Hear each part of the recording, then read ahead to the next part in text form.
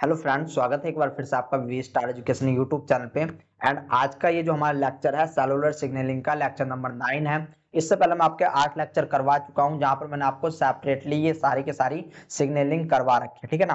But आज के इस लेक्चर में हम आपका कंबाइन करके आपके ऑल जीपीसीआर सिग्नलिंग पाथवे को देखने वाले हैं, जिसमें हम बात करेंगे कि कौन से सिग्नलिंग का रिसेप्टर क्या होता है, लिगेंड क्या होता है, जी प्रोटीन किस प्रकार से एक्टिवेट होती है, कौन इफेक्टर होता है एंड इनकी ओवरऑल मैकेनिज्म क्या होने वाली है, ठीक है ना। तो ये लेक्चर आपके लिए बहुत ज्यादा इंपॉर्टेंट होने वाला है, क्योंकि आपको इस लेक्चर देखने के बाद आपका जितने भी डाउट्स हैं वे सारे के सारे डाउट्स क्लियर हो जाएंगे। क्योंकि एक्चुअल में क्या होता है कि बच्चे इनको सेपरेटली पढ़ते हैं एंड सेपरेटली ही याद कर लेते हैं, बट जब एग्जाम में जाते हैं तो इनमें जो है कंफ्यूजन आ जाती है। वहां पर पता नहीं चल पाता कि जी एस अल्फा कहां पर लगेगा, जी क्यू अल्फा कहां पर यूज हो रहा है, जी आई अल्फा कहां पर है एंड आपका जी ओ अल्फा भी होता है, ठीक है ना, वो कहां पर आपका यूज हो रहा है। तो आज के इस बेसिक लेक्चर में हम बात करेंगे इन सभी के बारे में, ठीक है। तो चलिए आइए इस लेक्चर को स्टार्ट कर देते हैं। पहला थोड़ी बेसिक लेकर के चलते हैं एंड गाइज अपनी जो है अपना रिजोल्यूशन बढ़ा लेना। तो सबसे पहले बात करते हैं एंडोक्राइन सिग्नलिंग की, ठीक है ना। तो देखो आप सभी को पता है कि आपकी जो है दो सेल के बीच में, अगर दो सेल के बीच में हमें कन्वर्जेशन करवाना है, अगर हमें यहाँ पर एक दूसरे से इसको जो है इंट्रोगेट करवाना है, तो हमको जरूरत पड़ती है सिग्नल की, हमको जरूरत पड़ती है सिग्नल की। सिग्नल को हम लिगेंड के नाम से भी जानते हैं, ठीक है ना। सिग्नल को हम लिगेंड के नाम से भी जानते हैं। अब क्या होता है कि इसमें मान लो ये आपकी कोई दो सेल है, ठीक है ना, ये आपकी कोई दो सेल है। अब यहाँ पर एक सेल एज ए रिसीवर की तरह काम करेगी एंड एज ए सेंडर, एक सेल आपकी सेंडर की तरह काम करेगी। मान लो ये सेल अगर आपकी सेंडर की तरह काम कर रही है तो ये सेल आपकी रिसीवर की तरह काम करेगी, ठीक है ना, ये रिसीवर की तरह काम करेगी। अब यहां से जो सेंडर यानी कि आपका लिगेंड मॉलिक्यूल निकला है उसका नेचर अलग होता है एंड जो आपका रिसीवर होता है वहां पर जो आपका रिसेप्टर होता है, याद रख लेना रिसीवर सेल के पास रिसेप्टर पाया जाता है, जबकि जो आपका डोनेटर सेल होता है उसके पास क्या होता है, लिगेंड वहां से आपका प्रोड्यूस होता है। तो जो आपका रिसीवर सेल है इसके पास क्या है, रिसेप्टर है। इस रिसेप्टर के भी आपके टाइप होते हैं, या तो ये इंट्रा हो सकता है या फिर आपके एक्स्ट्रा होता है, जिसको हम आगे देखें। तो चलिए आइए सबसे पहले बात करते हैं एंडोक्राइन सिग्नलिंग की। अब यहाँ पर क्या होता है कि मान लो आपकी दो सेल होती है, उन दो सेल की जो लोकेशन होती है, याद रख लेना ये टाइप्स ऑफ सिग्नलिंग जो पढ़ रहे हैं हम on the basis of cell placing, यानी कि सेल के कहां पर आपके पाए जा रहे हैं उसके हिसाब से पढ़ रहे हैं। तो यहाँ पर क्या होता है कि मान लो यहाँ पर मैंने आपकी एक ब्रेन की सेल ले ली है, ये आपकी ब्रेन की सेल है एंड यहाँ पर मैं आपके ले लेता हूँ लीवर की सेल, ठीक है ना, ये आपकी लीवर की सेल है। अब क्या हुआ कि ब्रेन की सेल ने जो है एक मैसेज प्रोड्यूस करा, एक मैसेज प्रोड्यूस करा, इसलिए ये क्या काम कहलाएगी, ये आपकी कहलाएगी सेंडर, ये आपकी कहलाएगी सेंडर। यहाँ पर अब इस ब्रेन की जो सेल थी इसने कोई भी अपना सिग्नल प्रोड्यूस करा एंड सिग्नल प्रोड्यूस करने के बाद जो इसका सिग्नल था वो इसने डायरेक्ट कहां पर सेंड कर दिया, कहां पर भेज दिया, वो डायरेक्ट आपका ब्लड वेसल्स में भेज दिया, ठीक है ना। वो सिग्नल आपका डायरेक्ट ब्लड वेसल में भेज दिया एंड जो सिग्नल जिसको हम लिगेंड भी बोल रहे हैं वो लिगेंड आपका ब्लड वेसल में जाकर के इस प्रकार से ब्लड वेसल के थ्रू जो आपकी टारगेट सेल होगी, टारगेट सेल मतलब रिसीवर सेल, जो आपकी रिसीवर सेल होगी वहां पर जाकर के अपना कार्य को, जो भी इसका फंक्शन है उसको परफॉर्म करेगा, ठीक है ना। अब यहाँ पर ये फंक्शन किस प्रकार से परफॉर्म करेगा, इसको चाहिए एक रिसेप्टर, या तो वो सेल सरफेस रिसेप्टर हो सकता है या फिर सेल के अंदर रिसेप्टर हो सकता है, ठीक है ना। यानी कि कुल मिलाकर के जो आपकी एंडोक्राइन सिग्नलिंग होती है वो एक लॉन्ग डिस्टेंस की सिग्नलिंग होती है, ठीक है ना, लॉन्ग डिस्टेंस की सिग्नलिंग होती है जहां पर आपको नीड होती है ब्लड वेसल्स की, क्योंकि यहाँ पर जो सिग्नल मॉलिक्यूल है वे आपके ब्लड वेसल के थ्रू ही टारगेट सेल तक जाएंगे, ठीक है ना, आपके टारगेट सेल तक जाने वाले हैं, ठीक है। इतनी बात समझ में आ गई, बहुत अच्छी बात है। इसका एग्जाम्पल हमेशा हार्मोन्स होता है, इसका एग्जाम्पल कभी भी आपका एंजाइम्स नहीं हो सकता, ठीक है ना, ये बात याद रख लेना, स्टेटमेंट के थ्रू पूछा जा चुका है। इसका एग्जाम्पल कभी भी एंजाइम्स नहीं हो सकता, लेकिन इसका एग्जाम्पल आपका हार्मोन्स होता है। तो ये थी आपकी एंडोक्राइन सिग्नलिंग। अब इसके बाद आती है पैराक्राइन सिग्नलिंग। पैराक्राइन जैसे कि इसका नाम बता रहा है, पैराक्राइन मतलब नियर बाय, ठीक है ना, यानी कि एक सेल है, ठीक है ना, मैं यहाँ पर आपका लीवर बना देता हूँ, मान लो ये आपका कोई लीवर है, ठीक है ना। अब इस लीवर में क्या होता है, इस लीवर की जितनी भी सेल होंगी वे आपस में एक दूसरे के पास पास होंगे, ठीक है ना। अब मान लो इस सेल को जो है, इस सेल को कोई भी मैसेज सेंड करना है अपनी नियर बाई सेल पे, ध्यान रखो कहां पर, नियर बाई सेल पे। तो ये आराम से यहाँ से जो है सिग्नल को अपना रिलीज करेगा एंड जो है आपका जो भी रिसीवर सेल होगी वो इसको एक्सेप्ट कर लेगी, ठीक है ना। यानी कि आपकी शॉर्ट डिस्टेंस की, याद रख लेना, आपकी जो शॉर्ट डिस्टेंस की जो सिग्नलिंग होती है उसको हम पैराक्राइन सिग्नलिंग के नाम से जानते हैं, ठीक है ना। यानी कि एंडोक्राइन में लॉन्ग डिस्टेंस एंड पैराक्राइन में आपकी शॉर्ट डिस्टेंस सिग्नलिंग हो रही है। इसके बाद सी देखो, सी पर यहाँ पर आपको दिख रहा होगा ऑटोक्राइन सिग्नलिंग। ऑटो का मतलब होता है सेल्फ, ऑटो का मतलब क्या होता है, सेल्फ। यानी कि एक सेल्फ है, एक सेल्फ ने जो है अपने आप को ही सिग्नल दिया, एक सेल ने अपने आप को ही सिग्नल दिया, उस चीज को हम बोलते हैं ऑटोक्राइन सिग्नलिंग, ठीक है ना। ऑटोक्राइन सिग्नलिंग मोस्टली जो आपकी इम्यूनो सेल होती हैं ये ऐसा काम करती हैं, ये ऐसा काम आपका करती है, ठीक है ना। इसके बाद फिर आपकी आ जाती है signalling by plasma membrane attach, और इसको हम कॉन्टैक्ट डिपेंडेंट, याद रख लेना, इसको हम कॉन्टैक्ट डिपेंडेंट, क्योंकि एक सेल दूसरे सेल से जुड़ी हुई रहती है, एक सेल दूसरी सेल से जुड़ी हुई रहती है। यहाँ पर एक्चुअल में क्या होता है कि यहाँ पर एक सेल के पास रिसेप्टर होता है, ये ग्रीन कलर में आपको रिसेप्टर चमक रहा होगा, जबकि ये जो पिंक है ये आपका एज ए लिगेंड की तरह काम करेगा, एज ए सिग्नल मॉलिक्यूल या फिर लिगेंड की तरह काम करेगा। तो जो सेल होती है वे एक दूसरे से क्या होती है कि आपका कॉन्टैक्ट डिपेंडेंट मैनर में काम करती है। जैसे कि मैंने इसके आपको एग्जांपल भी बता रखे थे, आपका हेजहोग है, WNT है, ठीक है ना। इस प्रकार से डेवलपमेंटल बायोलॉजी में आप इसके एग्जांपल देखते हो। इसके बाद एक फिफ्थ नंबर की और आती है जिसको हम बोल देते हैं, देखो फिफ्थ नंबर की आती है जिसको, जो कि आपकी पाई जाती है सिनेप्सिस में, ठीक है ना, जो कि आपकी पाई जाती है सिनेप्सिस में। वहां पर क्या होता है कि आपकी जो है दो न्यूरॉन्स होती हैं, ठीक है ना, दो न्यूरॉन्स होती है एंड ये न्यूरॉन्स एक्चुअल में आपस में जो है एक दूसरे से क्या करती है, एक दूसरे से कांटेक्ट करती है।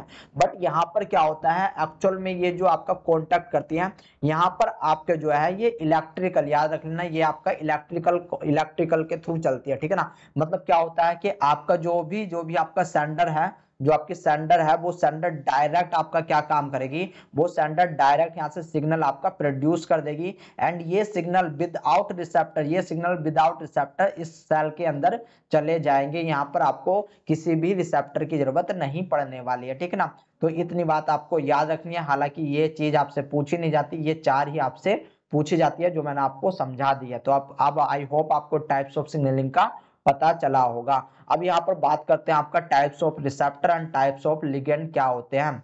तो सबसे पहले बात कर लेते हैं हम टाइप्स ऑफ लिगेंड के बारे में, ठीक है ना। मैंने आपको बताया है लिगेंड को हम सिग्नल मॉलिक्यूल के नाम से भी जानते हैं। प्रोड्यूस होते हैं ये आपकी जो है कौन सी वाली सेल से, सेंडर सेल से, ठीक है ना, सेंडर सेल से। अब यहाँ पर देखने की कोशिश करो, इसको हम दो भागों में बांट सकते हैं, या तो ये आपका हाइड्रोफोबिक हो सकते हैं या फिर आपका हाइड्रोफिलिक नेचर के हो सकते हैं। अगर ये हाइड्रोफोबिक नेचर के हैं यानी कि इनका नेचर कैसा है, इनका नेचर लिपिड के जैसा है, इनका नेचर कैसा है, लिपिड के जैसा है। मैंने आपको बताया था हाइड्रो मतलब फियर एंड सॉरी, हाइड्रो मतलब आपका क्या होता है, हाइड्रोकार्बन चैन, एंड फोबिक मतलब फियर होता है, ठीक है ना। हाइड्रो मतलब वाटर एंड फोबिक मतलब आपका फियर होता है, ठीक है ना। यानी कि यहाँ पर क्या होगा, ये आपका जो है वाटर से डरने वाले होते हैं, यानी कि ये इनका नेचर कैसा होता है कि प्लाज्मा मेम्ब्रेन को क्रॉस नहीं कर सकते। क्यों? क्योंकि प्लाज्मा मेम्ब्रेन आपकी बनी हुई होती है लिपिड की, ठीक है ना, प्लाज्मा मेम्ब्रेन आपकी बनी हुई होती है लिपिड की, ठीक है ना।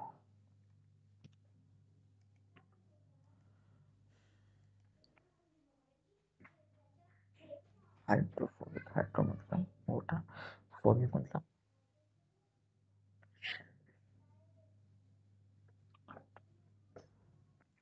तो चलिए आइए अब बात करते हैं, तो चलिए आइए अब बात करते हैं types of receptor and ligand की, कि आपका लिगेंड एंड आपका रिसेप्टर में क्या अंतर होता है। तो सबसे पहले बात कर लेते हैं हम लिगेंड की। जैसे कि आपको पता है लिगेंड को मैंने कहा है यहाँ पर आपका सिग्नलिंग मॉलिक्यूल, ठीक है ना, एंड ये प्रोड्यूस कहाँ से होता है, ये प्रोड्यूस होता है आपका सैंडर सेल से, ठीक है ना, सैंडर सेल से। अब यहाँ पर क्या होता है देखने की कोशिश करो कि ये आपका दो टाइप का होता है। ये आपका जो लिगेंड है या फिर सिग्नल मॉलिक्यूल है वो आपका दो प्रकार के नेचर का हो सकता है। एक तो हो सकता है कि इसका नेचर आपका हाइड्रोफोबिक हो, ठीक है ना, हाइड्रो का मतलब होता है वाटर, फोबिक का मतलब होता है फियर, यानी कि ऐसा नेचर जहां पर आपका जो है वाटर से डरा जा रहा हो, वाटर से डरा जा रहा हो। यानी कि हम कह सकते हैं कि ये आपका किस प्रकार से काम करेगा, ये जो भी आपका लिगेंड है इसका नेचर आपका लिपिड नेचर होने वाला है। इसका नेचर आपका क्या होने वाला है, लिपिड नेचर होने वाला है। एंड आपको पता है गाइस, जो आपकी प्लाज्मा मेम्ब्रेन होती है, जो आपकी प्लाज्मा मेम्ब्रेन होती है, वे मोस्टली किसकी बनी हुई होती है, लिपिड की ही बनी हुई होती है। तो आपने एक कॉन्सेप्ट सुना होगा, likes dissolves like, likes dissolves likes, यानी कि इसका मतलब जो आपका हाइड्रोफोबिक सिग्नल है ये आराम से जो आपकी प्लाज्मा मेम्ब्रेन है उसको क्रॉस कर जाएगा, उसको क्रॉस कर जाएगा, जो आपका हाइड्रोफोबिक सिग्नल होता है। इसके एग्जांपल क्या होते हैं, आपके स्टेरॉइड्स होते हैं, रेटिनॉइड्स होते हैं, थायरॉक्सिन होते हैं, ठीक है ना। ये इसके एग्जांपल हैं, पूछे जाते हैं, इनको याद रख लेना। इसके बाद अगर हम लिगेंड का दूसरा टाइप देखें, दूसरा नेचर देखें, तो वो होता है आपका हाइड्रोफिलिक सिग्नल। हाइड्रोफिलिक सिग्नल में क्या होता है, जैसे कि इसका नाम बता रहा है, हाइड्रो मतलब वाटर, फिलिक मतलब लव, यानी कि ऐसा मॉलिक्यूल जो वाटर से लव करता हो। जब वाटर से लव करेगा तो भाई साहब अब इसका नेचर कैसा होने वाला है, इसका नेचर मतलब यहाँ पर आपका जितने भी हाइड्रोफिलिक सिग्नल रहेंगे इन सब पे कोई सा ना कोई सा आपका चार्ज होगा, ठीक है ना, इन सब पे कोई सा ना कोई सा चार्ज होगा। एंड गाइज आपको पता है कि जो आपकी पीएम होती है, जो आपकी प्लाज्मा मेम्ब्रेन होती है, यहाँ पर ये जितने भी आपके चार्ज मॉलिक्यूल होते हैं उन सबको क्या करती है, ये आपका जो है वो आपका यहाँ से मतलब जो बाहर की साइड है, बाहर की साइड से आपका अंदर नहीं जा पाता, ठीक है ना। कोई भी अगर आपका सिग्नल मॉलिक्यूल है वो आपका अंदर नहीं जा पाएगा, यानी कि इसको ट्रांसफर नहीं कर पाएगा, ठीक है ना। तो यहाँ पर इसको जरूरत होती है एक रिसेप्टर की, तो ये रिसेप्टर प्रेजेंट होता है आपका कहां पर, आपके पीएम पर, यानी कि आपके प्लाज्मा मेम्ब्रेन पर। तो ये दो प्रकार के लिगेंड थे। अब इन दो प्रकार के लिगेंड के बेस पे ही, अब इन दो प्रकार के लिगेंड के बेस पे ही हम जो रिसेप्टर है, रिसेप्टर को भी दो भागों में डिवाइड कर सकते हैं, रिसेप्टर को भी दो भागों में डिवाइड कर सकते हैं। पहला रिसेप्टर होता है आपका इंट्रासेलुलर, ठीक है ना, सॉरी, पहला रिसेप्टर होता है आपका इंट्रासेलुलर। इंट्रासेलुलर जो रिसेप्टर होता है वो आपका कहां पर प्रेजेंट होता है, वो प्रेजेंट होता है आपका साइटोसोल में, ठीक है ना। ये प्रेजेंट होता है आपका साइटोसोल में, याद रख लेना, ये है आपका इंट्रासेलुलर। एक होता है आपका एक्स्ट्रा सेलुलर रिसेप्टर, इसको बोलेंगे एक्स्ट्रा सेलुलर रिसेप्टर। एंड ये प्रेजेंट होता है आपका कहां पर, ये प्रेजेंट होता है आपका प्लाज्मा मेम्ब्रेन के ऊपर। ये प्रेजेंट कहां पर होता है, आपका प्लाज्मा मेम्ब्रेन के ऊपर प्रेजेंट होता है। इतनी बात समझ में आ गई, बहुत अच्छी बात है। ये जो आपका एक्स्ट्रा सेलुलर रिसेप्टर है या फिर इंट्रासेलुलर रिसेप्टर है, ये आपके जो है लिगेंड से जाकर के कंबाइन करता है, यानी कि इसके ऊपर आकर के लिगेंड जो है कंबाइन करता है, अपने आप को स्टेबल करता है। जब अपना जो भी उसको सिग्नलिंग फर्दर करनी है उस सिग्नलिंग के लिए वो जाता है। तो आई होप आपको types of receptor and ligand के बारे में भी पता चला होगा, ठीक है ना। इतनी बात पता चली है, बहुत अच्छी बात है। अब यहाँ पर हम टाइप्स ऑफ सिग्नलिंग हमने देख लिया है। अब यहाँ पर हम जीपीसीआर सिग्नलिंग पढ़ेंगे, ठीक है ना। आपका क्या पढ़ेंगे, जीपीसीआर सिग्नलिंग। तो जीपीसीआर के बारे में आपको थोड़ा बहुत पता होना चाहिए, जैसे कि जीपीसीआर क्या होता है। तो देखो भाई साहब, जो आपका जीपीसीआर होता है इसका मतलब समझो, जी जी मतलब जी प्रोटीन कपल्ड रिसेप्टर, इसका मतलब होता है जी प्रोटीन कपल्ड रिसेप्टर, जी प्रोटीन कपल्ड रिसेप्टर। यहाँ पर कहने का मतलब क्या होता है कि एक आपका रिसेप्टर होता है, इस रिसेप्टर से एक प्रोटीन कपल्ड होती है, इस रिसेप्टर से एक प्रोटीन कपल्ड होती है जिसका नाम होता है जी प्रोटीन, एक प्रोटीन कपल्ड होती है जिसका नाम होता है जी प्रोटीन। एंड ये जो रिसेप्टर होता है ये आपका सेल सरफेस पर पाया जाता है। कहां पर पाया जाएगा, सेल सरफेस पर आपका पाया जाने वाला है। तो मान लो ये कोई भी आपकी जो है क्या है, एक प्लाज्मा मेम्ब्रेन है, ठीक है ना। यहाँ से लेकर के यहाँ तक समझो कि ये आपकी प्लाज्मा मेम्ब्रेन है, ठीक है ना। अब यहाँ पर ऊपर की साइड में आप देख रहे होंगे कि आपका जो है एक्स्ट्रा सेलुलर वाला पार्ट है जिसको हम एक्सोप्लाज्मिक फेस बोल सकते हैं। एंड एक होता है आपका साइटोप्लाज्मिक फेस, ठीक है ना, एक होता है आपका साइटोप्लाज्मिक फेस। एंड ये जो आपका रिसेप्टर होता है ये कंबाइन होता है जी प्रोटीन से, ठीक है ना, जी प्रोटीन से, इसलिए इसकी फुल फॉर्म भी होती है जी प्रोटीन कपल्ड रिसेप्टर।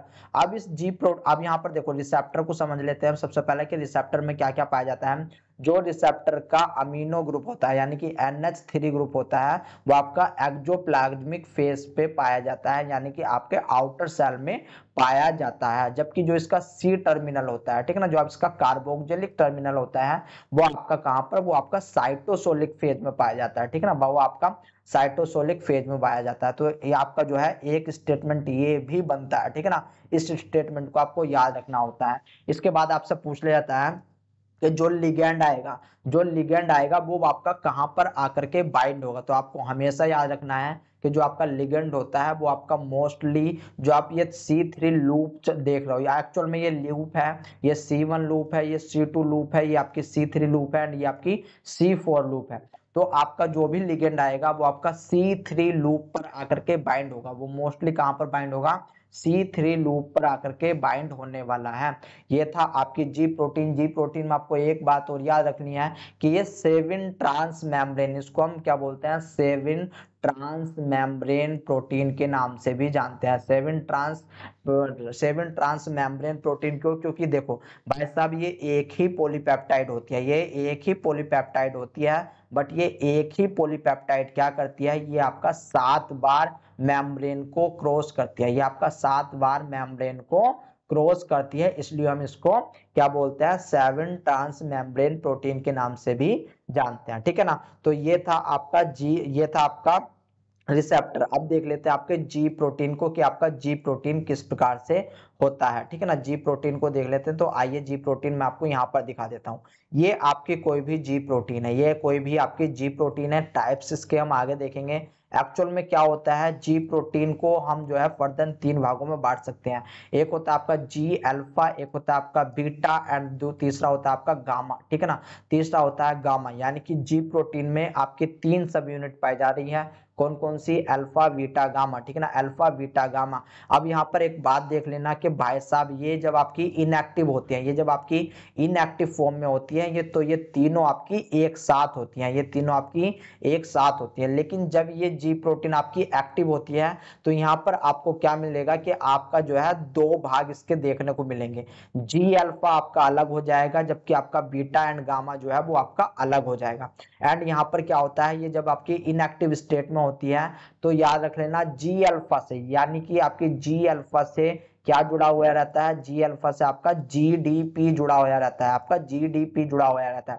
इसके बाद जब ये आपकी एक्टिव स्टेट में आती है, एक्टिव स्टेट में कब आती है? जब आपका कोई भी लिगेंड आएगा, जब आपका कोई भी लिगेंड आएगा। तो जैसे ही आपका लिगेंड आता है, तो ये जो आपकी जी अल्फा है, एक्चुअल में ये कन्वर्ट हो जाती है आपकी जीटीपी में, ये कन्वर्ट हो जाती है आपकी जीटीपी में। ठीक है ना? एंड जीटीपी में अलग होकर के ये आपका क्या होता है कि बीटा एंड गामा से ये आपका अलग हो जाता है। आइए देख लेते हैं कि जी प्रोटीन का एक्टिवेशन किस प्रकार से होता है। ठीक है ना? जी प्रोटीन किस प्रकार से आपकी एक्टिवेटेड होती है। तो स्टार्टिंग में मान के चलो कि आपका जो है सबसे पहले इनएक्टिवेटेड जी प्रोटीन थी, यानी कि इसके पास क्या क्या है? अल्फा भी इसके पास होगा, बीटा भी इसके पास होगा, एंड गामा भी इसके पास होगा। एंड जबकि जो इसका गामा वाली पोजीशन है, वहां पर जुड़ा हुआ है आपका क्या? जीडीपी। ये आपका जीडीपी, ये आपका गामा वाली पोजीशन पे जुड़ा हुआ है। ठीक है ना? ये आपका गामा वाली पोजीशन पे जुड़ा हुआ है। तो जैसे ही रिसेप्टर से आकर के आपका अटैच होगा लिगेंड, जैसे ही रिसेप्टर से आकर के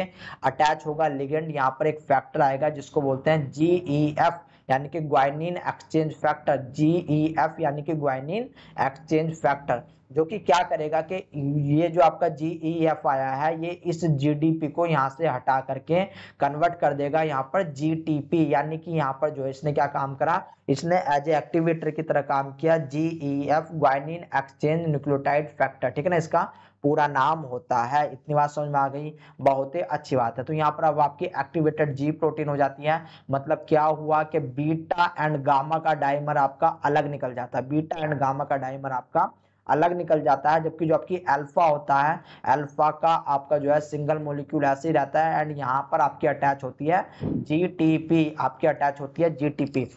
अब ये फर्दर क्या होता है कि ये आपका जो जी अल्फा है, ये फर्दर जो है जी अल्फा है, फर्दर अपने फंक्शन के लिए जाएगा, एंड जैसे ही अपना फंक्शन को परफॉर्म कर देगा, इसको तुरंत आपका जो है इनएक्टिवेटेड कंडीशन में लाया जाता है, जहां पर आपका एक फैक्टर काम करता है जिसको बोलते हैं गैप, जिसको बोलते हैं गैप। इसकी फुल फॉर्म होती है जीटीपीएज एक्टिवेटिंग प्रोटीन। जीटीपीएज एक्टिवेटिंग प्रोटीन, जीटीपीएज एक आपका एंजाइम्स होता है।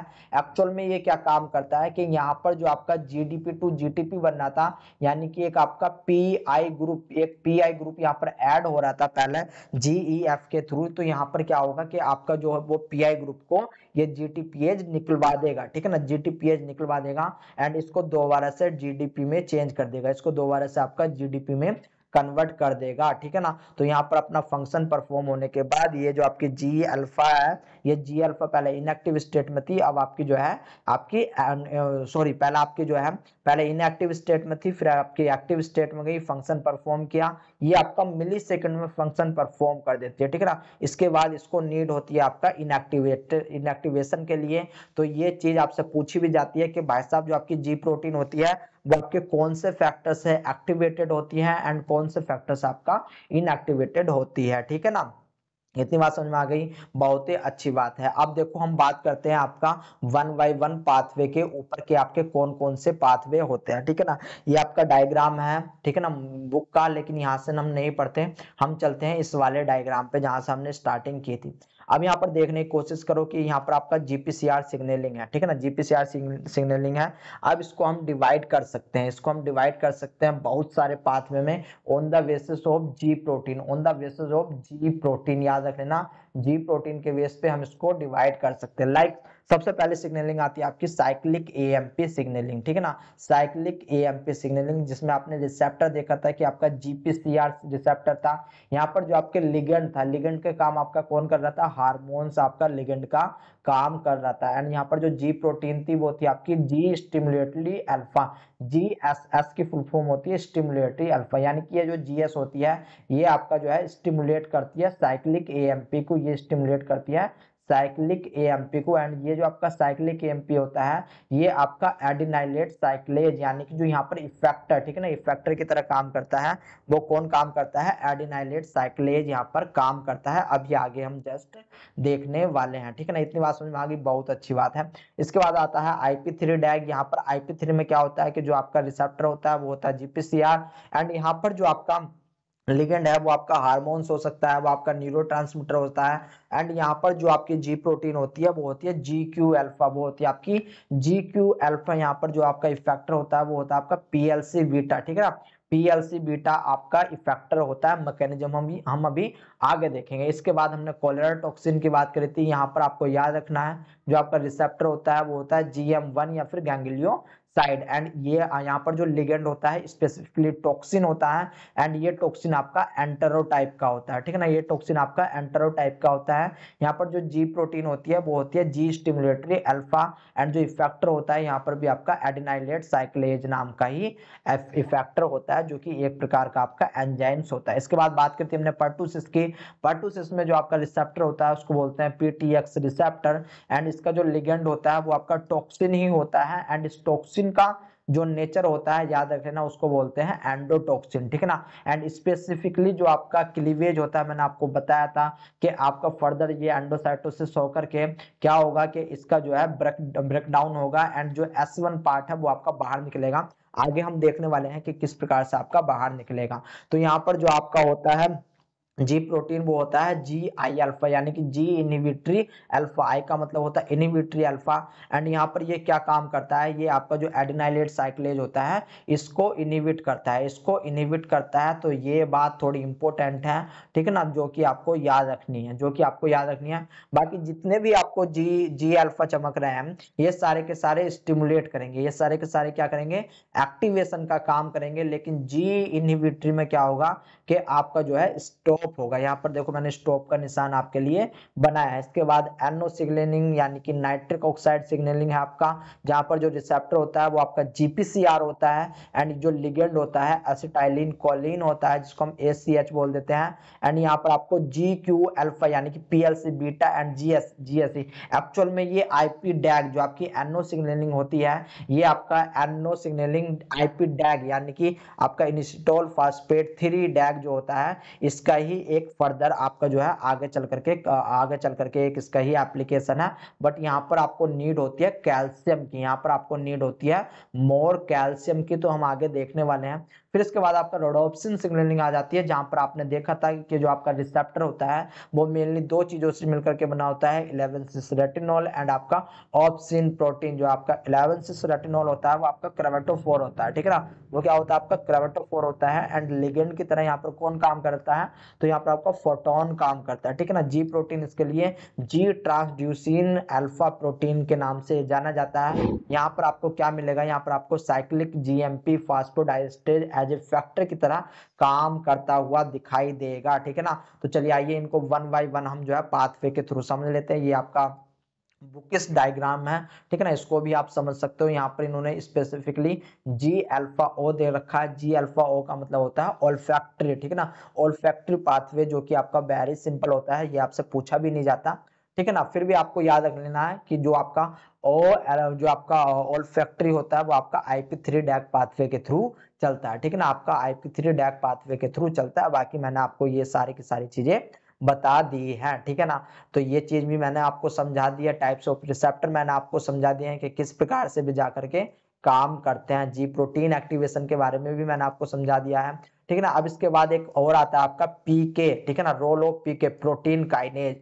तो एक्चुअल में या तो इसको आप अभी समझ लो या फिर इसको आप बाद में समझ सकते हो। तो अभी समझ करके चलते हैं, हालांकि अभी आपके समझ में नहीं आएगा, लेकिन जब एक बार आप कंप्लीट कर लोगे तो इसको दोबारा से देखना। प्रोटीन काइनेज क्या होता है कि एक्चुअल में इफेक्टर के द्वारा, एक्चुअल में जो आपका इफेक्टर होता है, इफेक्टर के द्वारा जिस सिग्नल को प्रोड्यूस करा जाता है वो आपका जीपीसीआर पाथवे में पीकेए के थ्रू जो है फर्दर आगे बढ़ता है, फर्दर वो आगे बढ़ता है। एंड यहाँ पर ये पीकेए क्या कराता है, ये पीकेआर अपने सबस्ट्रेट को, पीकेआर क्या काम करवाता है, पीकेआर अपने सबस्ट्रेट के लिए जो इसका टारगेट प्रोटीन होती है उसके लिए फॉस्फेट ग्रुप का जो है, फॉस्फेट ग्रुप को प्रोवाइड कराता है, उसको फॉस्फेट ग्रुप को प्रोवाइड कराता है। मान लो ये आपके जो है कोई भी एक टारगेट प्रोटीन है, ठीक है ना, ये आपकी टारगेट प्रोटीन है जिसको पीकेए जाकर के टारगेट करने वाला है, कुछ भी हो सकती है XYZ अकॉर्डिंग योर पाथवे। यहाँ पर क्या करेगा, मान लो ये आपकी, मैं CREV लिख देता हूँ, ये आपकी CREV है, ठीक है ना, ये आपकी CREV है। तो यहाँ पर ये क्या काम करेगा, इस CREV पे एक फॉस्फेट को ऐड करा देगा, ठीक है ना, यानी कि ये आपका ATP टू ADP में कन्वर्ट हो जाएगा। यहाँ का जो एक फॉस्फेट है वो ऐड करवा देता है टारगेट प्रोटीन पे, ठीक है ना, टारगेट करवा देता है आपका टारगेट प्रोटीन पे। फिर यहाँ पर क्या होता है, जैसे ही ये फंक्शन आपका आगे रिलीज होता है, अब इसको कन्वर्ट होने की जरूरत होती है अपना जो सिंपल फॉर्म थी, पहले की फॉर्म थी उसमें। तो यहाँ पर काम करता है प्रोटीन फास्फेटेज, प्रोटीन फास्फेटेट यानी कि फास्फोडाइजेस्टेट। मैंने आपको एक चीज बताई थी जब हम यूज ऑफ वाइग्रा देख रहे थे, ठीक है ना, यूज ऑफ वाइग्रा देख रहे थे, तो जो आपका यूज ऑफ वाइग्रा होता है वो आपका यहाँ पर आकर के काम करता है। एंड जो आपकी प्रोटीन फास्फेटेज थी वहां पर आपकी साइक्लिक जीएमपी, याद रख लेना, साइक्लिक जीएमपी थी, वो इसी चीज को आकर के इनहिबिट कर रहा था, वो इसी चीज को आकर के आपका क्या कर रहा था, इनहिबिट का करने का काम कर रहा था जब हमने यूज ऑफ वाइग्रा देखा था, ठीक है ना। इससे पिछले लेक्चर में ही मैंने आपको बताया है शायद। फिर जीपीसीआर रिसेप्टर हम पढ़ चुके हैं कि जीपीसीआर रिसेप्टर क्या होता है। अब देखने की कोशिश करो कि यहाँ पर क्या होता है कि यहाँ पर आपकी डिफरेंट डिफरेंट जी प्रोटीन दिखा रखी है, जी प्रोटीन दिखा रखी है। तो ये आपकी या तो GQ अल्फा हो सकती है, जी इनहिबिटरी हो सकती है, जी स्टिमुलेटरी हो सकती है, G12 हो सकती है। याद रख लेना, जब हम आगे कैंसर पढ़ेंगे तब हम आपकी P11, ठीक है ना, P11 5ROGEF guanine exchange factor, large RH रोक, ये सारी चीज पढ़ने वाले हैं, ठीक है ना। यानी कि इस सिग्नलिंग को हम अपना जब कैंसर पढ़ेंगे तो कैंसर में देखेंगे G12 का क्या रोल आता है।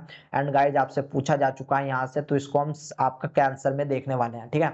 इसके बाद यहाँ पर हम क्या देखेंगे कि जो आपका जी स्टिमुलेटरी होता है, एक्चुअल में जी स्टिमुलेटरी क्या काम करता है, ये आपका एडिनाइलेट साइक्लेज यानी कि CMP का इंक्रीज करवाता है, CMP को इंक्रीज करवाता है, यानी कि इसको जो है और ज्यादा बनवाता है। जब ये बनेगा तो PKA बनेगा, जब PKA बनेगा तो आपका EPAC बनने वाला है, ठीक है ना। इसके बाद जो इनहिबिटरी होता है, इनहिबिटरी इसका जस्ट अपोजिट काम करता है। ये दोनों एक दूसरे के GI alpha and GS alpha एक दूसरे के जो है अगेंस्ट काम करते हैं, याद रख लेना। यानी कि ये इसको स्टॉप करेगा एंड ये आपका इसको स्टॉप करने की कोशिश करेगा। यानी कि GI अल्फा क्या काम करवाते हैं कि जो आपका साइक्लिक AMP बनना था उसको जो है वो रोकते हैं, उसको भी रोकते हैं। तो यहाँ पर ये क्या काम करते हैं, ये आपका VDCC को भी रोकने का काम करते हैं, ठीक है ना। ये VDCC एक पाथवे होता है जो कि आपका कैरियन होता है बीटा एंड गामा, ठीक है ना, बीटा एंड गामा जो इन्होंने आपका डाइमर बनाया उनके थ्रू, ठीक है ना। एंड यहाँ पर जैसे ही ये काम करता है तो GIRK, ये आपका हम सेल बायोलॉजी में पढ़ेंगे, ठीक है ना, आपका सेल बायोलॉजी में, सॉरी आपका जो कैंसर में पढ़ेंगे, कैंसर में हम GIRK जो है सिग्नलिंग देखने वाले हैं। तो वहां पर आपको पता चलेगा कि किस प्रकार से आपका हेल्प कर रहा है। वैसे परटूसिस हम इसमें आज ही देखेंगे कि किस प्रकार से GI अल्फा का जो एग्जाम्पल होता है वो होता है पर्टुसिस। फिर इसके बाद जी क्यू में आपने देखा जितने भी आपके चाहे ऑल फैक्ट्री हो, चाहे आपका जो है वो देखने वाला हो, एनओ सिग्नलिंग हो, IP3 डैग हो, ठीक है ना, वे सारे के सारे आपके PLC बीटा के थ्रू ही कैरी ऑन होते हैं, जहां पर आपको जरूरत होती है PKC की। देखो अभी ये जो PK होता है, ये PK जो होता है इसको हम डिवाइडेड कर सकते हैं, आपका PKA हो सकता है, PKB हो सकता है, PKC हो सकता है, ठीक है ना। तो आपका जो है मेनली आपको ये याद रखना है कि आपका ए कहां पर आ रहा है, ए आपका आ रहा है स्टिमुलेटरी में, ठीक है ना, एस ए इस प्रकार से भी आप इसको याद कर सकते हो। एंड जी क्यू में आपका सी आ रहा है, जी क्यू में आपका सी आ रहा है, ठीक है ना। ये चीज, ये छोटी छोटी बात ही आपसे स्टेटमेंट के थ्रू पूछी जाती है, एंड बच्चे जो है चक्कर खा करके गिर जाते हैं, उनको पता ही नहीं रहता कि कहां से आपका पूछा जा रहा है। तो देखो ये आपका एक डायग्राम है, ये ओवरऑल GPCR पाथवे जो हम पढ़ रहे हैं उस सब के लिए सेम होने वाला है। जितने भी हमने 8-9 पाथवे पढ़े उन सब के लिए ये जो डायग्राम है ये सबके लिए सेम होने वाला है। यहाँ पर मैंने आपको क्या बताया था कि भाई साहब आपका क्या होता है कि दो कंडीशन होती है, एक वो कंडीशन जब आपका जो है कोई भी हार्मोन्स रिसेप्टर से जुड़ा हो या ना हो, एंड दूसरी कंडीशन वो होती है जब आपका जो है रिसेप्टर से कोई भी हार्मोन्स जुड़ जाए। तो चलिए इसको 1 बाय 1 हम पढ़ते हैं एंड इसको जो है सोल्व करने की कोशिश करते हैं, ठीक है ना। यहाँ पर देखो एक आपका हार्मोन्स है, हार्मोन्स आया वो आपका रिसेप्टर से आकर के बाइंड होगा, ठीक है ना। हार्मोन्स आया, हार्मोन्स आकर के आपका जो है रिसेप्टर से आकर के यहाँ पर बाइंड हो रहा है। जैसे ये आपका रिसेप्टर से आकर के बाइंड होगा तो यहाँ पर ये रिसेप्टर को एक्टिवेट कर देगा, ठीक है ना। एक्टिवेट करेगा मतलब रिसेप्टर के अंदर जो कन्फर्मेशन चेंज है वो कन्फर्मेशन चेंज आएगा, वो कन्फर्मेशन चेंज आएगा। जैसे ही कन्फर्मेशन चेंज आएगा अब यहाँ पर एक फैक्टर काम करेगा जिसको बोलते हैं GEF ग्वाइनिन एक्सचेंज फैक्टर, जिसको बोलते हैं GEF ग्वाइनिन एक्सचेंज फैक्टर। ये क्या काम करेगा, ये एक काम करेगा, देखो सबसे पहले तो आपका आप देख रहे होंगे, देखो आपकी 2-3 बुक अगर स्टैंडर्ड बुक उठा करके देखोगे तो आपको वहां पर क्या दिखेगा कि ये जो आपका ये जो रिसेप्टर होता है ये ऑलरेडी, पहली कंडीशन ये होती है कि ये ऑलरेडी आपका जी प्रोटीन से बाइंड होता है। दूसरी कंडीशन जो यहाँ पर आपको दिखाई दे रही है कि ये आपका जो है अलग होता है जी प्रोटीन से। लेकिन देखो इसका नाम देखो, जी प्रोटीन कपल्ड रिसेप्टर, जी प्रोटीन कपल्ड रिसेप्टर, यानी कि ये आपका जो है रिसेप्टर के साथ साथ यहाँ पर कपल्ड होने वाला है। तो यहाँ पर देखो जैसे ये कपल्ड था तो यहाँ पर GEF, ठीक है ना। अब आप इसको ये भी बोल सकते हो, दोनों बातें सही हैं, ठीक है ना, कि आपका जैसे जैसे ही आपका लिगेंड आया तभी आपका जो है रिसेप्टर से जी प्रोटीन जो है आकर के बाइंड हो रही है। या फिर ये स्टेटमेंट भी सही है आपका कि जो आपका रिसेप्टर है उससे पहले से जो है जी प्रोटीन जो है आपकी पहले से ही बाइंड थी। दोनों आपके सही माने जाएंगे, आपको जो है इतनी बात याद रखनी है, ठीक है ना। तो इस बात में आपको कंफ्यूज ही नहीं होना, दोनों आपके सही माने जाएंगे, ठीक है ना। तो यहाँ पर जैसे ही आपका जो है लिगेंड आया GEF आएगा ग्वाइनिन एक्सचेंज फैक्टर, एंड जैसे ही आपका GEF आएगा ये आपका जो GDP यहाँ पर लगी हुई है इस GDP को हटाएगा एंड भाई साहब यहाँ पर लगा देगा GEF, यहाँ पर क्या लगाएगा ग्वाइनिन, यहाँ पर लगा देगा सॉरी GTP, यहाँ पर आपका क्या लगा देगा, यहाँ पर GTP लगा देगा। एंड जैसे ही GTP यहाँ पर आपका आकर के लगेगा, यहाँ पर देखो जैसे ही यहाँ पर आपका GTP आकर के लगेगा भाई साहब ये अब आपका जो है वो आपका अलग होने वाला है। यहाँ पर एक डाइमर जो कि बीटा एंड गामा है वो आपका अलग हो जाएंगे, जबकि जो G अल्फा है उस पर जो GTP लगा हुआ है वो आपका अलग हो जाएगा, वो आपका अलग हो जाएगा। एंड यहाँ पर जो GTP आपका अब अलग हुआ है ये एक्चुअल में जाकर के काम करेगा इफेक्टर पे, ये काम करेगा इफेक्टर पे। देखो यहाँ पर ये काम कर रहा है इफेक्टर पे। अब ये जो इफेक्टर है याद रख लेना ये आपका कोई एंजाइम्स हो सकता है, ये फैक्टर वेरी इंपॉर्टेंट, ये आपका कोई भी एंजाइम्स हो सकता है या फिर ये आपका एज ए सबस्ट्रेट भी हो सकता है, ठीक है ना। ये यानी कि ये आपका एंजाइम्स भी हो सकता है या फिर कोई दूसरी प्रोटीन हो जो कि एंजाइम की तरह काम ना करती हो तो उसको हम सबस्ट्रेट बोल सकते हैं। अब यहाँ तक की कहानी जो है, यहाँ तक की कहानी वो सब में सेम होती है। एंड ये जो जैसे ही यहाँ पर इफेक्टर जो आपका इफेक्टर है वो जैसे ही एक्टिवेट होता है तो यहाँ पर लास्ट प्रोसेस क्या होता है, ये जो GTP होती है, ये जो GTP होती है यहाँ पर आपका एक और फैक्टर आता है जिसको हम GAP बोलते हैं, ठीक है ना, जिसको हम GAP बोलते हैं, यानी कि GTPase activator protein, GTPase activator protein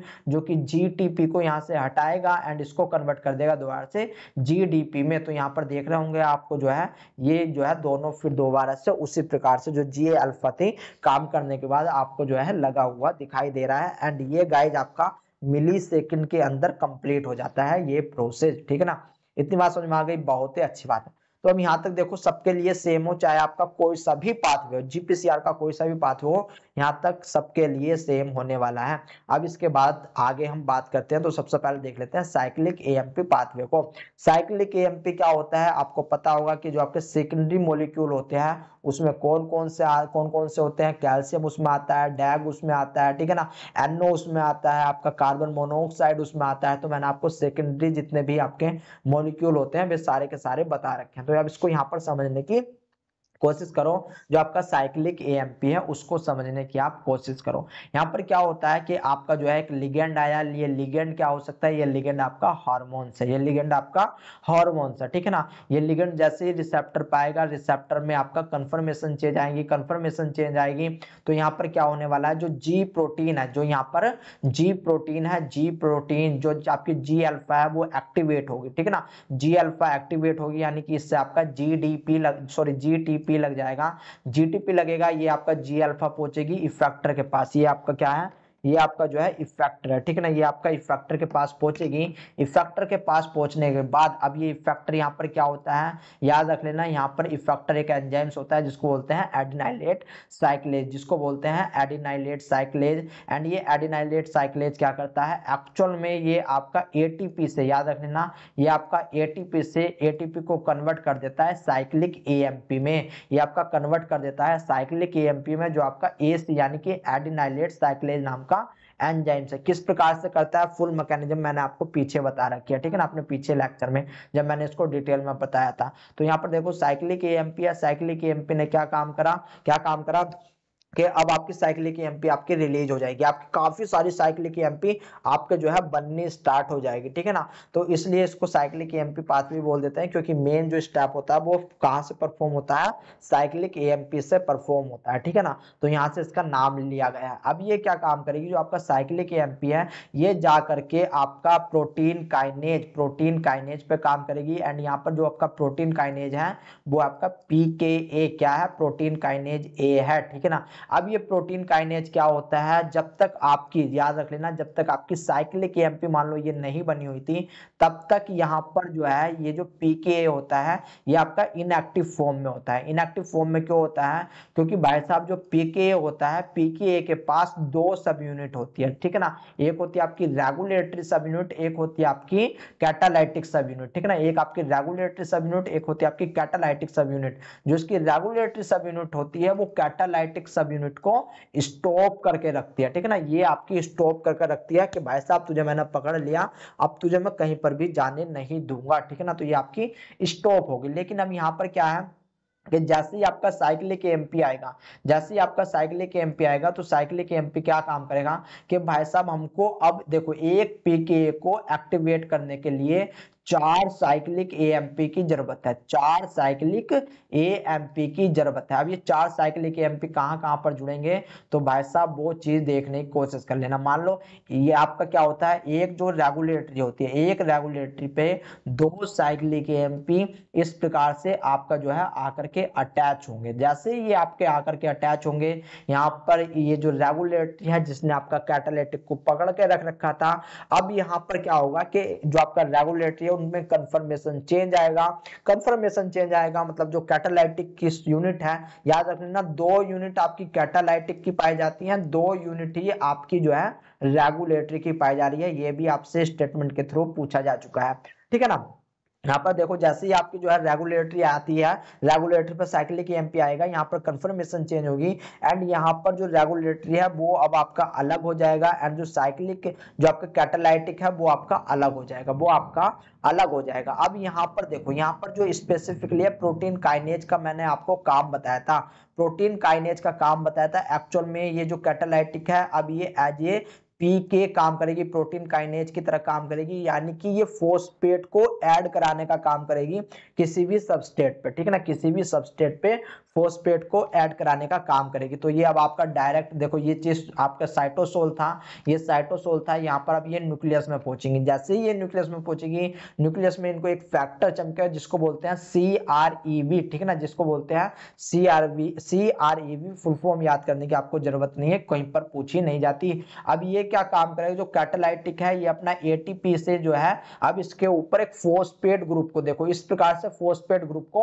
add करा देगा, इस फॉस्फेट ग्रुप को ऐड करा देगा जो आपकी पीकेए हुआ है, ठीक है ना, जो आपको पीकेए आपका जो है कैटालाइटिक यूनिट रिलीज हुई है, वो उसने क्या काम करा, सीआरबी पे एक जो है फॉस्फेट ग्रुप को ऐड करा दिया। जैसे ही यहाँ पर इसने फॉस्फेट ग्रुप को ऐड करा दिया, अब यहाँ पर जैसे ही एक और दूसरा फैक्टर होता है जिसको यहाँ पर सीबीपी या फिर P300 इसी को बोला जाता है, ये देखेगा कि यार सीआरबी के पास जो है अब वो है एनर्जी आ चुकी है, फॉस्फेट आकर के आ गया है, अटैच हो चुका है, तो अब ये इससे जाकर के बाइंड करेगा। सबसे पहले सीआरबी बाइंड करेगा आपका जो है सीबीपी बाइंड कर लेगा सीआरबी से, दोनों एक साथ मिलेंगे। एक साथ मिलने के बाद जो आपकी डीएनए साइड, जो आपकी मान लो ये आपकी डीएनए है, जहां से डीएनए आपका जो है वो ट्रांसलेट करेगा, जहां से ट्रांसक्राइब्ड होगा वहां पर जाकर के अटैच हो जाएंगे। एंड जैसे ही आपका ये देखो ये आपकी प्रमोटर साइड है, जो सीआरई साइड होती है इसको हम प्रमोटर साइड भी बोलते हैं आपका, ठीक है ना, तो ये आपका जो है प्रमोटर साइड पे जाकर के अटैच हो जाएगा इस प्रकार से। जैसे ही अटैच होगा तुरंत आपका आरएनए पॉलीमरेज सेकेंड आएगा एंड धड़ाधड़ आपकी जो है प्रोटीन बनानी स्टार्ट कर देगा, धड़ाधड़ आपकी प्रोटीन बनानी स्टार्ट कर देगा, ठीक है ना। तो आई होप आपको साइक्लिक एएमपी पाथवे समझ में आएगा। इसकी एप्लीकेशन क्या होती है कि भाई साहब आप सभी को पता है इसकी काफी सारी आपकी एप्लीकेशन होती है, जैसे कि आपको जो है सेल डिवीजन में, ठीक है ना, सेल डेवलपमेंट में, सेल ग्रोथ में, इन्फेक्शन को लड़ने में, ठीक है ना। मैंने आपको एक चार्ट दे रखा है अपने प्रीवियस लेक्चर में, आप वो चीज देख सकते हो। तो ये है आपकी साइक्लिक एएमपी पाथवे। अब यहाँ पर देखो मैकेनिज्म दिखा रखी है कि किस प्रकार से पहले जो है ये इनएक्टिव स्टेट थी, कैटालाइटिक सब यूनिट थी आपकी जो कि रेगुलेटरी ने बाइंड कर रखी थी, लेकिन जैसे ही यहाँ पर इसको साइक्लिक एएमपी मिला, जैसे इसको साइक्लिक एएमपी मिला, साइक्लिक एएमपी यहाँ पर क्या काम करेगा भाई साहब, ये तुरंत एकदम जो है इसको जो है एक्सेप्ट करेगा साइक्लिक एएमपी को रेगुलेटरी। एंड यहाँ पर याद रख लेना टू रेगुलेटरी को 4 साइक्लिक एएमपी की रिक्वायरमेंट होती है। एंड जैसे ही यहाँ पर ये चीज आपके आकर के जुड़ी, पीके आपका एक्टिवेट हो जाएगा, पीके आपका एक्टिवेट हो जाएगा एंड ये अपना काम जाकर के परफॉर्म करेगा। जैसे ही ये गाइज अपना काम यहाँ पर देखो परफॉर्म करवा देता है, मैं आपको पीछे बता दूं, जैसे ही अपना काम यहाँ पर जैसे ये अपना काम जो है फिनिश करेगा, मान लो यहाँ पर ये इसने अपना काम फिनिश कर दिया साइक्लिक ने, अब इसके पास एडीपी बच गई, ठीक है ना, तो ये आपका जो है बाहर निकलेगा, ये आपका जो है बाहर निकलेगा इस प्रकार से, ये आपका बाहर निकलेगा। बाहर निकलने के बाद यहाँ पर ये दोबारा से क्या काम करेगा, ये दोबारा से जो है जा करके यहाँ पर अटैच हो जाएगा, जा करके यहाँ पर अटैच हो जाएगा। ये आपका अटैच क्यों हो पा रहा है, क्योंकि यहाँ पर आपका जो है एक एंजाइम्स वर्क कर रहा है जो कि साइक्लिक एएमपी को बनने से अब रोक रहा है। जब आपका साइक्लिक एएमपी नहीं होगी तो आपका जो है यहाँ पर आर जो है, जो आपकी रेगुलेटरी है, वहां पर आपका साइक्लिक एएमपी नहीं जुड़ पाएगी एंड अब ये जो है इजिली यहाँ पर जाकर के दोबारा से अटैच हो जाएगा, ठीक है ना। तो यहाँ पर आपको दो जगह आपको क्या देखने को मिल रही है, दो जगह इस रिएक्शन को आपका जो है वो देखभाल करी जा रही है, आपका जो है संभाला जा रहा है। एक तो आपका इफेक्टर पे, दूसरा आपका जो है रेगुलेटरी पे, ठीक है ना। इतनी बात समझ में आ गई, बहुत ही अच्छी बात है। तो ये डायग्राम भी मैंने आपको समझा दिया है। अब मैंने आपको बताया था कि भाई साहब आपको दो चीज याद रखनी है, एक तो वो कि आपको मान लो ये आपका एसी है, ठीक है ना, ये आपका एसी है, एसी को कौन आपका एक्टिवेट करता है, यानी कि कौन आपका जो है स्टिमुलेट करता है एंड कौन आपका इनहिबिट करता है। तो यहाँ पर मैंने आपको एग्जाम्पल बताए थे कि जो आपका एपिनेफ्रिन ग्लूकागोन होता है, एपिनेफ्रिन ग्लूकागोन एंड एसीटीएच, ये आपका क्या करते हैं, ये आपका एक्टिवेटेड करते हैं एडिनाइलेट साइक्लेज को। एंड गाइज बिलीव मी, ये आपसे पूछा जा चुका है एंड इस पे ही आपका जो है क्वेश्चन बनता है 2 नंबर का। इसके बाद देखो यहाँ पर जो इनहिबिटरी होता है उसमें आपका PGE1 एंड आपका एडिनोसिन आता है, ठीक है ना, ये एज है यहाँ पर इनहिबिटर की तरह काम करता है। इतनी बात समझ में आ गई, बहुत ही अच्छी बात है। अब यहाँ पर देखो जो हम PKA पढ़ रहे हैं इतनी देर से, अब उसकी एक रिएक्शन आती है ग्लूकोज के साथ, ठीक है ना, ग्लूकोज के साथ। एंड यहाँ से भी आपके क्वेश्चन पूछे जा चुके हैं, पूछे जाते हैं। यहाँ पर क्या होता है कि जब आपका PKA एक्टिवेट होता है, जब आपका PKA एक्टिवेट होता है तो ये ग्लाइकोजन सिंथेसिस को इनहिबिट करता है। ये आपका क्या काम करता है, ग्लाइकोजन सिंथेसिस को इनहिबिट करता है, ठीक है ना। एंड जबकि ये आपका स्टिमुलेट करता है ग्लूकोज ब्रेकडाउन को, यानी कि जो आपका ग्लाइकोलाइसिस साइकिल होती है उसको जो है आपका बढ़ाता है, ग्लाइकोलाइसिस साइकिल को आपको स्टिमुलेट करता है। यहाँ पर क्या होता है, यहाँ पर देखो ये सारे के सारे इनकी फुल फॉर्म लिखी हुई है कि आपका सबसे पहला जीपीके इनएक्टिव फॉर्म में था, जैसे ही आपका पीके आया, पीके इसको फास्फोराइलेट करवा देगा, जीपीके को यहाँ पर फास्फोराइलेट करवा देगा। एंड जैसे ही आपका जीपीके फास्फोराइलेट होता है, ये आपका जो जीपी होता है, जीपी को आपका एक्टिवेट करा देगा। एंड ये जो जीपी है ये यहाँ पर एज ए एंजाइम्स की तरह काम करेगा। जैसे ही आपको पता है यहाँ पर ये एंजाइम्स का नाम भी आपसे पूछा जा चुका है, तो जीपी यानी कि ग्लाइकोजन फास्फोराइलेज, ठीक है ना। यहाँ पर आपका जो आपका ग्लाइकोजन फॉस्फोराइलेज होता है ये क्या काम करता है, ये ग्लूकोज को कन्वर्ट कर देता है ग्लूकोज 1 फॉस्फेट में, जहां पर आपको ग्लाइकोलाइसिस साइकिल देखने को मिलती है, ठीक है ना। इतनी बात समझ में आ गई, बहुत अच्छी बात है। बट यहाँ पर दूसरी कंडीशन में ये क्या काम कर रहा है कि जो आपकी ग्लाइकोजन सिंथेसिस है, ठीक है ना, जो आपकी ग्लाइकोजन सिंथेसिस है उसको ये इनहिबिट भी कर रहा है, ठीक है ना, उसको ये इनहिबिट भी कर रहा है। तो ये चीज आपसे प्रोटीन काइनेज ए में पूछी जाती है, आपको बहुत कुछ नई चीज सीखने को मिलेगी जो आपको उन लेक्चर में नहीं मिले। इसके बाद आपका आता है कोलर टॉक्सिन, यहाँ पर भी आपकी जी स्टिमुलेटरी, ठीक है ना, जी स्टिमुलेटरी प्रोटीन काम में आती है।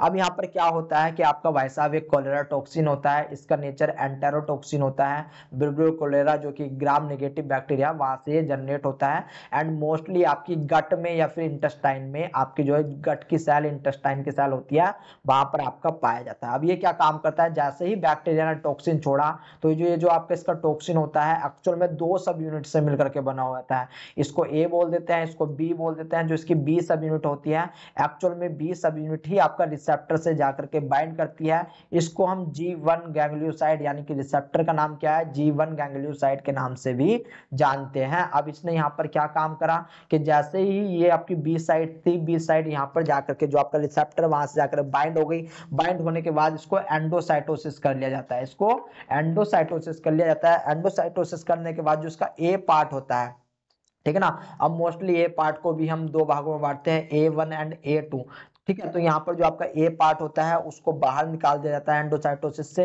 एंड ये जो आपका ए पार्ट होता है जिसको हम A1 कहते हैं, ये एक्चुअल में जाकर के जी प्रोटीन पे काम करता है, जी प्रोटीन पे काम करता है। एंड यहाँ पर राइबोसाइलेशन होता है, यहाँ पर क्या होता है, राइबोसाइलेशन होता है, जबकि जो कि क्या काम करता है, ये जो जी प्रोटीन होती है, ये जो जी प्रोटीन है इसको हमेशा के लिए, ठीक है ना, यानी कि अनंत काल के लिए इस जी प्रोटीन को एक्टिवेट रखता है। राइबोसाइलेशन क्या करेगा, जी प्रोटीन को अनंत काल के लिए आपका जो है एक्टिवेट रखेगा।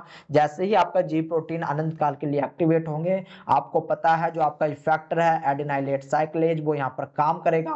वो जैसे ही काम करेगा आपका जो है एटीपी से, याद रख लेना, एटीपी से आपका जो है साइक्लिक एएमपी धड़ाधड़ बनेंगे। जैसे ही साइक्लिक एएमपी धड़ाधड़ बनेंगे, यहाँ पर आपका एक चैनल होता है जिसको बोलते हैं CFTR, सिस्टिक फाइब्रोसिस, ठीक है ना। आपका जो है एक यहाँ पर आपका आप बोल सकते हो कि आपका जो है चैनल होता है CFTR, ये मैं आपको सेल साइकिल में पढ़ा चुका हूँ इसके बारे में, ठीक है ना। एक्चुअल में ये क्या काम करेगा, अब ये आपका ओपन हो जाएगा, जैसे ही ये आपका ओपन होगा तो यहाँ से आपके जितने भी क्लोराइड होते हैं वे सब बाहर जाएंगे।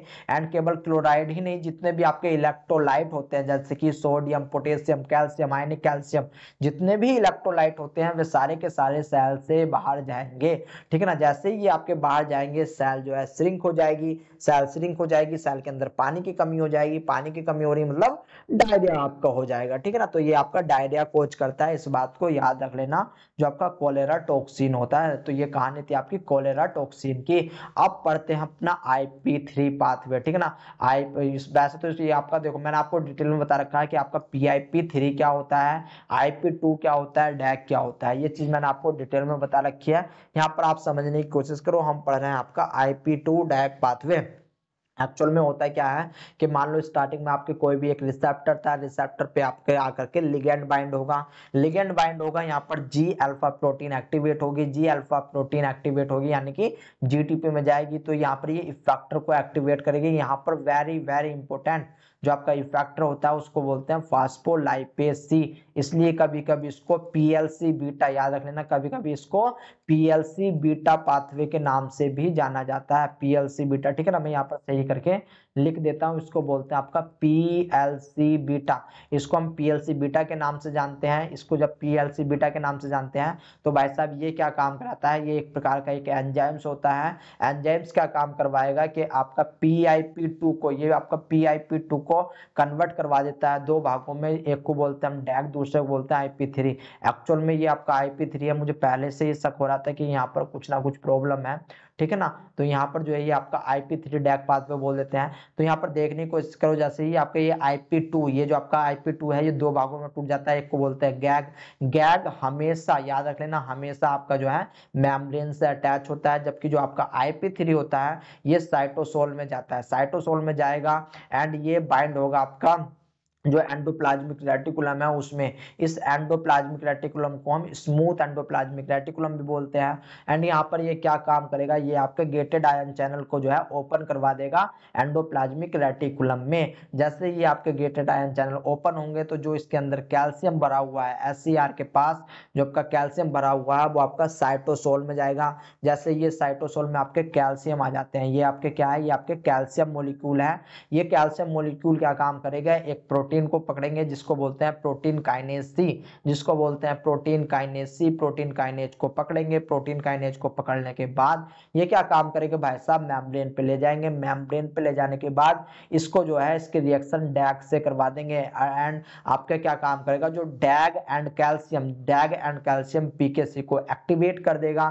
जैसे ही पीकेसी को एक्टिवेट करेगा ये आपका जो है सेल में अलग अलग टाइप से जो भी इसके फंक्शन है उनको परफॉर्म करेगा, ठीक है ना, उनको परफॉर्म करेगा। फंक्शन क्या क्या है मैंने आपको पीछे बता रखे हैं, ठीक है ना, जहां पर मैंने आपको सेपरेट जो है इनकी क्लास करवाई थी। इसके बाद आता है पर्टुसिस टॉक्सिन। पर्टुसिस में क्या होता है, एक्चुअल में ये आपका यहाँ पर जी इनहिबिटरी, ठीक है ना, यहाँ पर याद रख लेना, यहाँ पर जो जी प्रोटीन पाई जाती है, जी इनहिबिटरी अल्फा प्रोटीन पाई जाती है। एंड इसका काम क्या हुआ होता है कि भाई साहब जब आपकी नॉर्मल कंडीशन होती है, यानी कि जब आपका पर्टुसिस नहीं होता, जब आपका पर्टुसिस नहीं होता तो ये आपका स्टॉप करके रखती है साइक्लिक एएमपी, साइक्लिक एएमपी को स्टॉप करके रखती है।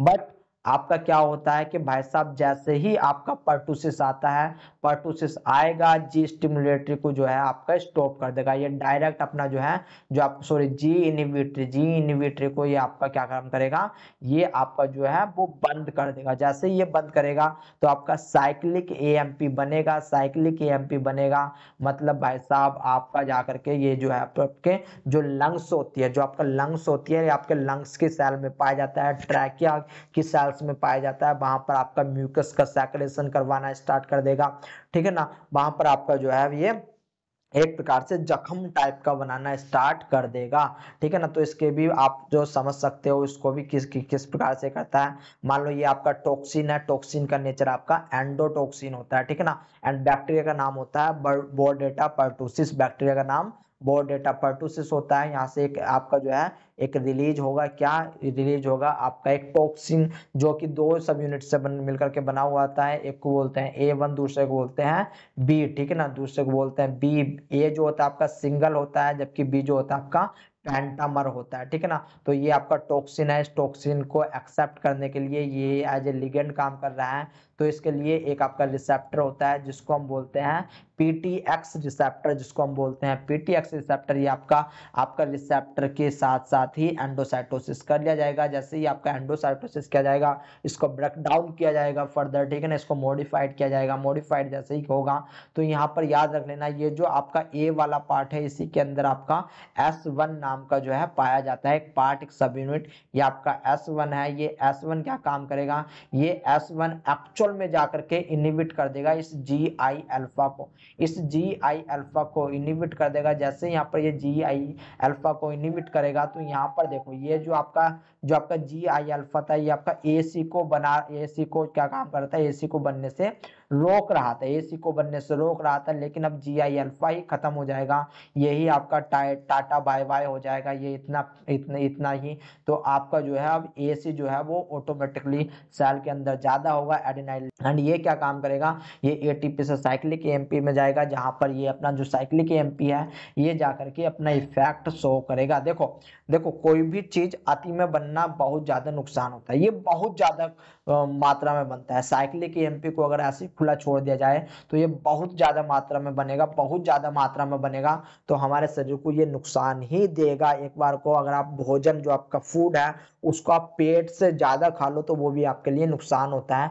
तो इसलिए इसको इनहिबिट करने के लिए GI अल्फा आपके शरीर में पाया जाता है पहले से, ठीक है ना। ये आपका नॉर्मल कंडीशन में एक्टिवेट रहता है, नॉर्मल कंडीशन में आपका जो है एक्टिवेट रहता है। इतनी बात समझ में आ गई, बहुत अच्छी बात है। अब पढ़ते हैं एनओ सिग्नलिंग के बारे में, यानी कि नाइट्रिक ऑक्साइड सिग्नलिंग। यहाँ पर एक्चुअल में आपको 2 सेल की जरूरत होती है। एक सेल में आपका क्या होता है कि मान लो यहाँ पर आपका जो है एक लिगेंड आया जिसका नाम था एसिटाइलिन कोलिन, जिसका नाम था एसिटाइलिन कोलिन। ये आपका मसल सेल्स, याद रख लेना, muscle cells, neuron cells, epithelial cells, इन सेल्स में ये जो है सिग्नलिंग पाई जाती है। इन्हीं के बेस पर इनको हम NOSI, NOSE, NOSS इस प्रकार के नाम से जानते हैं, ठीक है ना, वो मैंने आपको बताया हुआ है। यहाँ पर देखो एसिटाइलिन कोलिन GPCR, यहाँ पर जो रिसेप्टर है वो आपका GPCR के थ्रू काम करेगा, बट यहाँ पर स्पेसिफिक नाम इसका acetylcholine G protein coupled receptor रख दिया जाता है। अब यहाँ पर क्या होगा, एसिटाइलिन कोलिन आया, GPCR आया,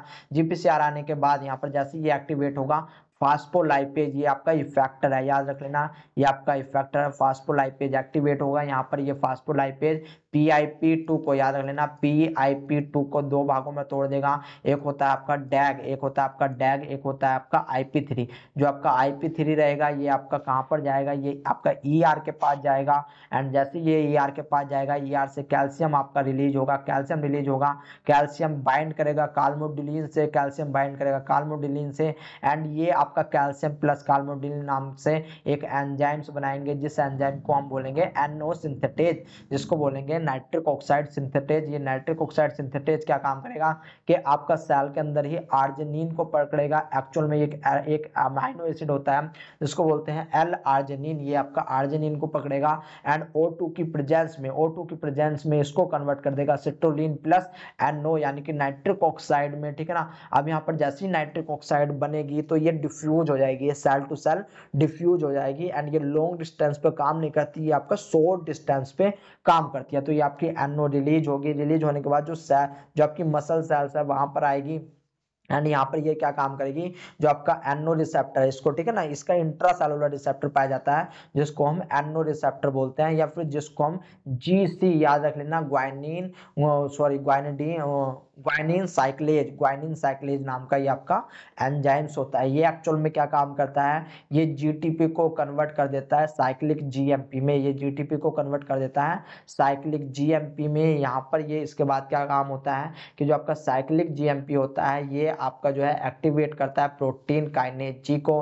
प्रोटीन काइनेज जी का मेन फंक्शन क्या होता है कि रिलैक्सेशन ऑफ मसल्स में काम आता है। तो अब आपने 3 प्रकार की प्रोटीन काइनेज देखा, पीके ए देखा जो कि साइक्लिक एएमपी में देखा, एक देखा आपने पीकेसी, ठीक है ना, एक देखा आपने पीकेसी एंड दूसरा आपने देखा पीकेजी, ठीक है ना। तो यहाँ पर आपके डिफरेंट टाइप के प्रोटीन काइनेज पाए जाते हैं, ठीक है ना।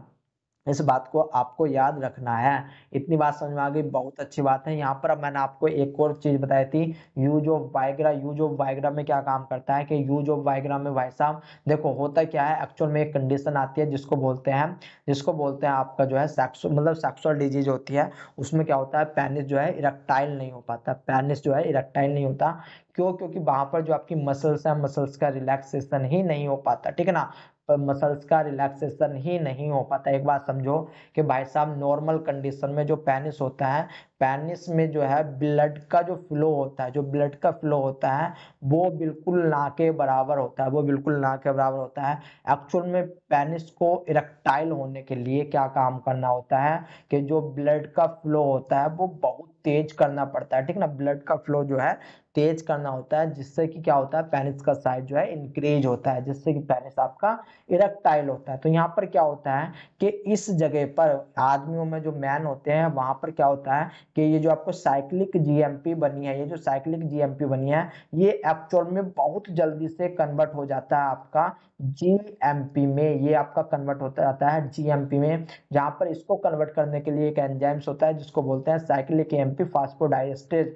साइक्लिक एएमपी फास्फोडाइएस्टेज नाम का एंजाइम्स होता है। ये जो आपका एंजाइम्स होता है ये साइक्लिक जीएमपी से जीएमपी में कन्वर्ट करवा देता है, जिसकी वजह से मैन को ये वाली प्रॉब्लम होती है जिसको हम पेनिस इरेक्टाइल बोल देते हैं, ठीक है ना।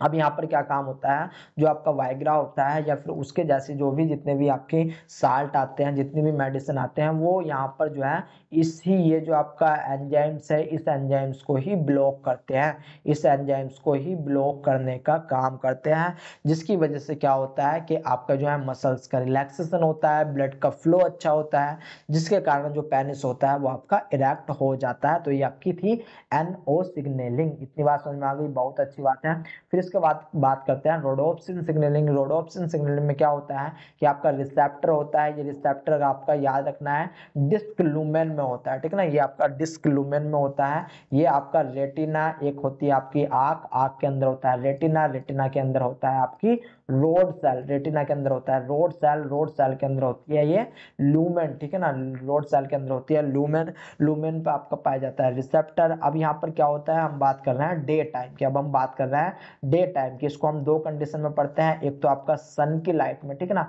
एक पढ़ते हैं हम सन की लाइट में, दूसरा हम पढ़ते हैं मून की लाइट में। तो जो मून की लाइट में पढ़ा जाता है उसको बोलते हैं हम नाइट, ठीक है ना, इन द नाइट। बट अभी हम बात कर रहे हैं सन की प्रेजेंस में। तो सन की प्रेजेंस में क्या होता है वो देखने की कोशिश करो। जैसे सन से जो है फोटोन आया, सन से फोटोन आया, रिसेप्टर के पास आएगा, रिसेप्टर के पास आने के बाद जैसे ये अटैच होगा, यहाँ पर कंफर्मेशन चेंज आएगा, कंफर्मेशन चेंज जैसे ही आपका आएगा तो आपको पता है जीटीपी यहाँ पर क्या होने वाला है, यहाँ पर आपका जीटीपी का फॉर्मेशन होगा। जीटीपी का फॉर्मेशन जैसे ही होगा ये आपका इफेक्टर के साथ जाकर के जुड़ेगा। यहाँ पर इफेक्टर क्या होता है, पीडीई फास्फोडाइएस्टेज होता है, जो कि आपका एक्टिवेट हो जाता है। एंड जस्ट पीछे अभी बताया मैंने आपको, जो आपका फास्फोडाइएस्टेज होता है ये आपका साइक्लिक एएमपी को जीएमपी में कन्वर्ट कर देगा। जैसे ही यहाँ पर आपका जीएमपी बनेगी तो जो आपका पहले जो चैनल था, जो पहले चैनल आपका ओपन था, वो चैनल अब आपका ऑफ हो जाएगा, वो चैनल अब आपका ऑफ हो जाएगा, ठीक है ना, जैसे ही आपका जीएमपी बनेगा। एंड जैसे ही ये ऑफ हो जाएगा यहाँ पर एक ट्रांसमीटर आएगा जिसको हम बोलते हैं ग्लूटामेट। ये ग्लूटामेट आपके जो है वो ब्रेन तक, आपके जो है ब्रेन पार्ट तक पहुंचेगा, जो कि इंफॉर्मेशन प्रोवाइड कराने वाला है। तो ये था आपका डे टाइम। यहाँ पर आपका कोई भी याद रखना, कोई भी यहाँ पर जो है यहाँ पर क्या होने वाला है, ये कंडीशन देखो शो करती है जब आपका साइक्लिक जीएमपी ज्यादा था। तो यहाँ पर जो है आपका जो है किसी भी प्रकार का यहाँ पर जो है सोडियम पोटेशियम अंदर नहीं जा पाएंगे, सोडियम कैल्शियम यहाँ पर अंदर की साइड में नहीं जा पाएंगे, इंफॉर्मेशन यहाँ पर आपकी जो है अंदर नहीं जा पाएगी। लेकिन अगर मैं वहीं पर बात करूँ इन द नाइट टाइम, ठीक है ना, नाइट टाइम या फिर जब आपका प्रेजेंस क्या हो, जब आपकी मून की लाइट हो, तो जो मून की लाइट होती है वो आपकी एक डिम लाइट होती है, वो आपकी एक डिम लाइट होती है, ठीक है ना। बट डिम लाइट होने के साथ साथ वो क्या काम करती है, वो जैसे ही यहाँ पर लाइट आपकी आकर के गिरेगी ये आपका इसी प्रकार से जो एक्टिवेट होगा, जीटीपी आएगा। लेकिन जो काम पहले यहाँ पर लाइट की प्रेजेंस में, याद रख लेना, जो लाइट की प्रेजेंस में 1 लाख टाइम, ठीक है ना, ये 1 लाख टाइम हो रहा था, ठीक है ना, जो आपका आर रिसेप्टर 1 लाख टाइम्स ज्यादा आपका एक्टिवेट हो रहा था। लेकिन वहीं पर मून लाइट के प्रेजेंस में ये आपका केवल और केवल एक टाइम ही एक्टिवेट होगा, ठीक है ना, एक टाइम ही एक्टिवेट होगा। यानी कि हमारा पार्सली, आप कह सकते हो कि पार्सली ये जो आपका डार्क कंडीशन में ये चैनल हमारे ओपन रहते हैं। लेकिन इसको सही करने के लिए हमें दो चीज का यूज करते हैं, जिसको एक को बोलते हैं अरेस्टिन, दूसरे को बोलते हैं रोडोप्सिन काइनेज। एक को बोलते हैं अरेस्टिन, दूसरे को बोलते हैं रोडोप्सिन काइनेज, जो कि क्या काम करता है कि जितनी भी आपकी लाइट आ रही होती है, इन लाइट से जो भी याद रख लेना, जो भी रिसेप्टर आपके एक्टिवेटेड होते हैं उन सबको ये ऑफ कर देता है, यानी कि किसी भी प्रकार का कोई भी एक्टिवेशन नहीं करता। जिस वजह से हमको जो मून में, याद रख लेना, मून में क्या होता है कि मून की लाइट में हमको कोई सा भी फूल हो, सारे के सारे फूल हमें ग्रे ही चमकने वाले हैं। हाँ, हम ये कह सकते हैं कि हमें ऑब्जेक्ट का जो शेप है वो चमक रहा है, ठीक है ना। हम बता सकते हैं कि भाई ये हमारा बेड है, ये टीवी है, ये कूलर है, ये वॉशिंग मशीन है, ठीक है ना, ये फ्रिज है। बट हम ये नहीं बता सकते कि कि वो कौन से कलर का है, हमको सारे के सारे एक ही कलर चमकेंगे। तो ये था आपका रोडोप्सिन पाथवे। इसके बाद ओल्फैक्टरी ट्रांसड्यूसर सिग्नल आ जाता है, ये आपसे एक्चुअली पूछा नहीं जाता, ठीक है ना, तो इसके बारे में इतना वरी करने की जरूरत है नहीं था। तो ये थे आपके सारे के सारे जीपीसीआर पाथवे, मैंने आपको वन बाय वन सारे के सारे जीपीसीआर पाथवे बता दिए हैं, सब कुछ बता दिया है गाइज इनमें। तो ये आपका वन शॉट लेक्चर था, इस चीज को आप अपनी तरफ से पढ़ लेना। तो यहाँ पर जितना भी लिखा हुआ है ये सब अब आपके समझ में आ जाएगा, ठीक है ना। तो ये सारी चीज हम पढ़ चुके हैं। तो गाइज मिलते हैं इसके बाद नेक्स्ट जो भी हमारा लेक्चर होगा उसके लिए, तब तक के लिए दोस्तों टाटा एंड बाय बाय।